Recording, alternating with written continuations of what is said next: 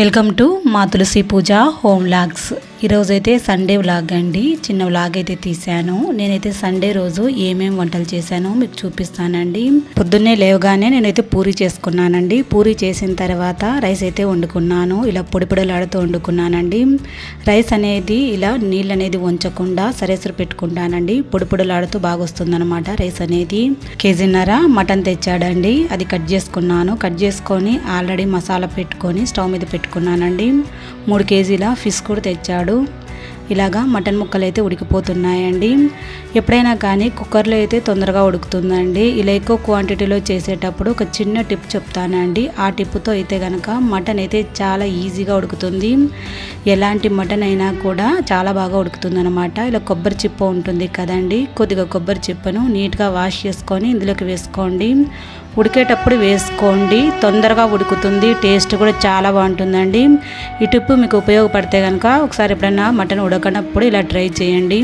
ఇలా మటన్ ఉడుకుతూ ఉంటుందండి. ఫిష్ కూడా చాలా బాగా నీట్ చేశారు మా ఆయన అయితే కనుక.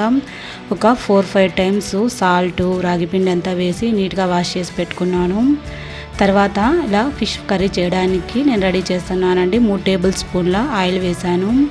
తర్వాత ఉల్లిపాయ ముక్కలు కరివేపాకు వేసి ఉల్లిపాయ ముక్కలన్నిటిని ఎర్రగా ఇంతవరకు వేయించుకోవాలి.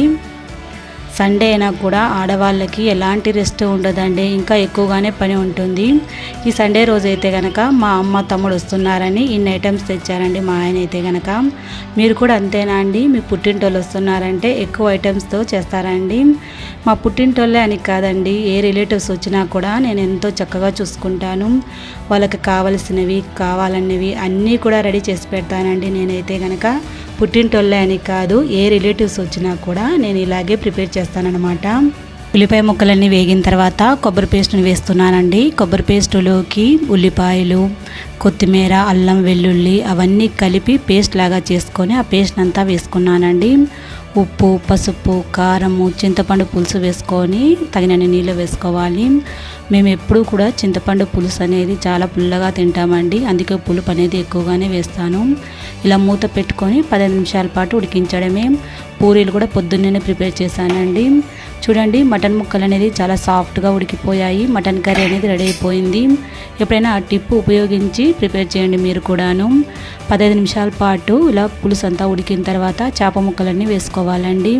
చేప ముక్కలు వేసేటప్పుడు చూసారు కదండి, ఒక చేతిలో సెల్లు, ఒక చేతిలో చేప ముక్కలు ఎలా వేసాను. నా కష్టాలు అయితే కనుక పగవాడికి కూడా రాకూడదండి, అలా ఉంటాయన్నమాట. ఇంకేం చేస్తామండి, యూట్యూబ్ అంటే అంత ఇష్టం అన్నమాట.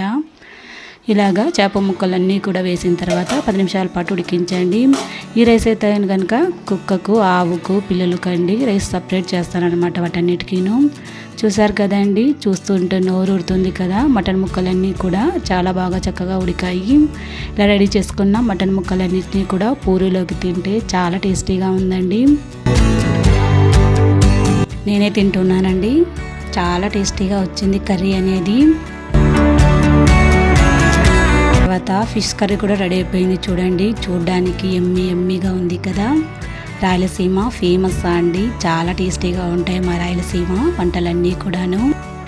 చేప పులుసు కూడా రెడీ అయిపోయింది. అంతేనండి. మరి సింపుల్ లాగ్ ఎలా ఉందో మాకు చెప్పండి. నచ్చిందనుకోండి మన ఛానల్ని సబ్స్క్రైబ్ చేయండి. ఇలాంటి వీడియోస్ ఎన్నో కూడా ఛానల్లో వచ్చేస్తాయి. లైక్ చేయండి, షేర్ చేయండి. మరొక వీడియోతో మళ్ళీ మీ ముందుంటాను. Thanks for watching.